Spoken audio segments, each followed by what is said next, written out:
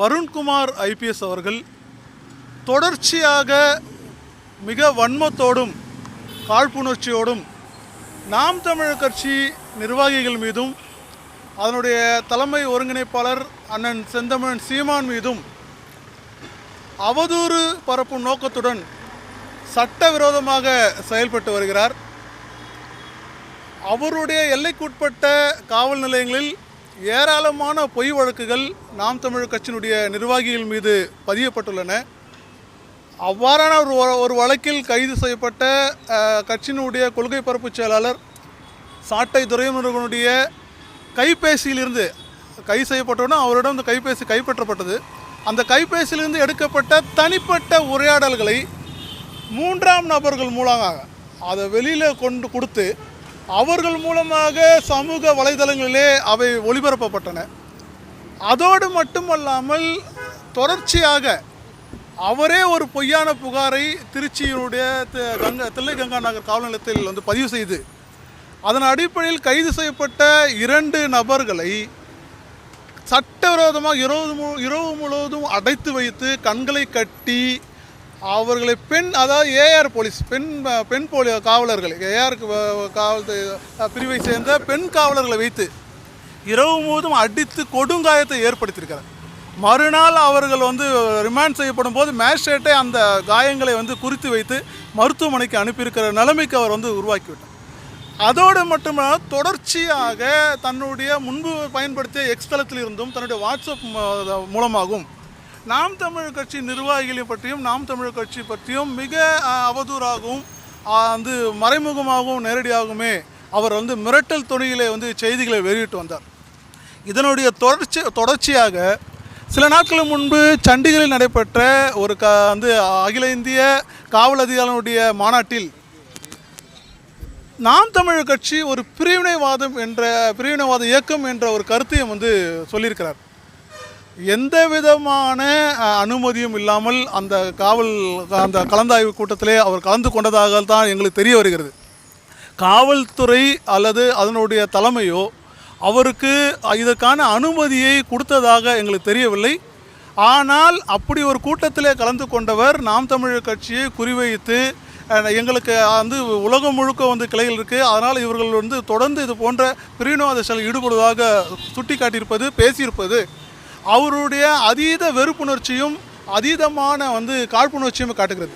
தொடர்ந்து தன்னுடைய பதவியை துஷ்பிரயோகம் செய்து நாம் தமிழர் கட்சி மட்டுமல்லாமல் குறிப்பாக இந்த ஆளும் திராவிட முன்னேற்ற கழகத்துக்கு எதிராக செயல்படும் சமூக சேவர்கள் பத்திரிகையாளர்கள் திரு ஃபெலிக்ஸ் ஜெரால்ட் உட்பட பல நபர்களை குறிவைத்து அவர் செயல்பட்டு வருவதன் நோக்கமே தன்னுடைய ராஜ விசுவாசத்தை ஆளுங்கட்சிக்கும் முதலமைச்சருடைய குடும்ப உறுப்பினர்களுக்கும் காட்டுவதற்காக மட்டும்தான் என்பதை நாங்கள் குற்றச்சாட்டாக வைக்கிறோம். தொடர்ந்து இதுபோல் அவர் சட்டத்தை மீறி தன்னுடைய அதிகார துஷ்பிரயோகத்தை செயல்படுவதால் அவர் உடனடியாக அந்த பதவியிலிருந்து மாற்றப்பட வேண்டும். மாற்றப்பட்டாலும் வேறு ஒரு சென்சிட்டிவான போஸ்ட்டில் அவர் போட்டால் திருப்பி இதே மாதிரி தொடர்ந்து அவர் தன்னுடைய சட்டவிரோத செயலை செய்வார். ஆகவே அவர் நான் சென்சிட்டிவ் போஸ்ட் வேறு ஏதாவது மாற்றப்பட வேண்டும் என்ற கோரிக்கையோடு இன்று காவல்துறை தலைமை இயக்குனர் திரு சங்கர் ஜுவால் அவர்களை இப்போது சந்தித்தோம். மிக பொறுமையாக எங்களுடைய புகார் முனைவை அதனுடைய புகாரில் கூறப்பட்ட சங்கதிகளை கேட்டவர் இதுபோல் தனிப்பட்ட ஒரு உயர் அதிகாரிகள் காவல்துறை அதிகாரிகள் தங்களுடைய கருத்தை சொல்வதற்கு நாங்கள் எப்போதும் அனுமதி வழங்குவதில்லை, நாங்கள் அதை ஏற்றுக்கொள்வதும் இல்லை. இது குறித்து நான் கண்டிப்பாக ஒரு ரிப்போர்ட் ஒரு அறிக்கையை நான் கேட்டு வாங்குவேன். அந்த அறிக்கையின் பேரில் கண்டிப்பாக நாங்கள் நடவடிக்கை எடுப்போம் என்று சொல்லியிருக்காங்க. நாங்கள் வற்புறுத்தியது என்னவென்றால் இப்பொழுது நீங்கள் தொடர்ந்து அவரை அனுமதித்தால் அவர் மீண்டும் இதேபோல் சட்டவிரோத செயல்களில் தன்னுடைய அதிகாரத்தை துஷ்பிரயோகம் செய்வார் என்றதை நான் சுட்டி காட்டினோம். தம்பி இடும்பாவனம் கார்த்தி அவர்களும் தங்கை பர்கானா அவர்களும் இதுபோல் தொடர்ச்சியாக அவருடைய சட்டவிரோத செயல்களை பட்டியலிட்டனர். அதை பொறுமையாக கேட்ட காவல்துறை தலைமை இயக்குனர் அவர்கள் இதற்காகவே எங்களுக்கு தனியான சில ப்ரொசீஜர்ஸ் இருக்கிறது, அப்பாயின்மெண்ட் அண்ட் ட்ரான்ஸ்ஃபர் இது பற்றியான ஒரு போர்டு முடிவு பண்ணோம். கண்டிப்பாக அந்த போர்டினுடைய முடிவுக்கு நான் இதை அனுப்புவேன். வெகு விரைவில் இது உரிய நடவடிக்கை எடுக்கப்படும். எடுக்கப்பட்ட நடவடிக்கை உங்களுக்கு தெரிவிக்கப்படும் என்ற ஒரு உறுதிமொழியும் எங்களுக்கு அளித்திருக்கிறார். ஆகவே நாங்கள் இந்த சந்திப்புக்கு பிறகு கண்டிப்பாக காவல்துறை தலைமை இயக்குனர் அவர்கள் ஒரு நிச்சயமாக சட்டத்தை மீறி தனி மனித வெறுப்புகளுக்கு உட்பட்டு செயல்படும் திருச்சியினுடைய எஸ்பி, திருச்சி புறநகர் மாவட்டத்தினுடைய எஸ்பி திரு வருண்குமார் மீது கண்டிப்பாக நடவடிக்கை எடுக்கப்படும் என்றதை நாங்கள் நம்புகிறோம். இதுக்கு அடுத்த இதை பற்றியான சந்திப்புக்கான விவரங்களை தம்பி கார்த்தி அவர்கள் பேசுவார். இந்த கார்த்தி அவர்கள் இல்லை, துறை ரீதியாக நான் கேட்கல, அது டிபார்ட்மெண்டல் ஆக்ஷன். நீங்கள் சொல்கிறது துறை ரீதியாலாம் நான் கேட்கல. நாங்கள் கேட்டது உடனடியாக அவர் தற்போது வகித்து வரும் பதவியிலிருந்து மாற்றப்பட வேண்டும். ஏனென்றால் சட்டம் ஒழுங்கை ஆமாம் மாற்றுவது மட்டுமல்லாமல் மீண்டும் இதே போல் ஒரு சட்டம் ஒழுங்கை மெயின்டைன் பண்ணக்கூடிய ஒரு பதவியில் அவர் அமர்த்தப்படக்கூடாது. ஏனென்றால் அப்படி மீண்டும் அந்த பதவியில் இருந்தால் இதே மாதிரி தொடர்ந்து சட்ட செயலை செய்வார். ஆகவே அவர் நான் சென்சிட்டிவ் போஸ்ட், நிறைய நான் சென்சிட்டிவ் போஸ்ட் இருக்குது, அவங்களுக்கு தெரியும் அந்த லாங்குவேஜ் என்னன்றது தெரியும், நான் சென்சிட்டிவ் போஸ்ட்னா என்னென்னு. அதற்கு அவர் மாற்றப்பட வேண்டும் அப்படின்ற கோரிக்கையை தான் நாங்கள் சொல்லியிருக்கோம். கண்டிப்பாக அதை பரிசீலிக்கிறேன் என்று சொல்லியிருக்காரு. இல்லை, இது காலதாமதம் எல்லாம் கிடையாது. இப்போது அது தனிப்பட்ட முறையில் அவர் செயல்பட்டது நாங்கள் சட்ட ரீதியாக சந்திச்சு தான் வரோம். ஏன்னா மதுரை உயர்நீதிமன்றத்தில் நாங்கள் அதுக்கான பல்வேறு நடவடிக்கைகள் எடுத்திருக்கோம். சாட்டை துரைமுருகன் அவர்கள் பல்வேறு வழக்குகளை போட்டிருக்காரு.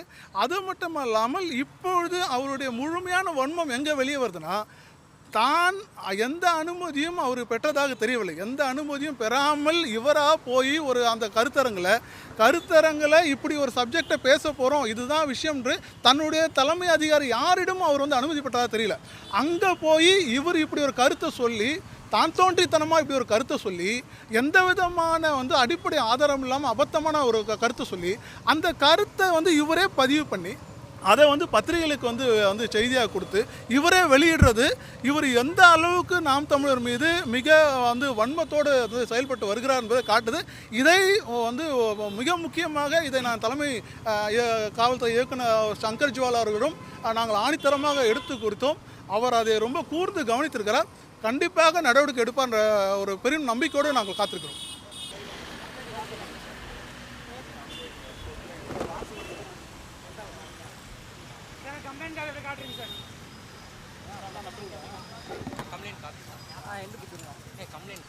ஹலோ, ஒரு நிமிஷம்.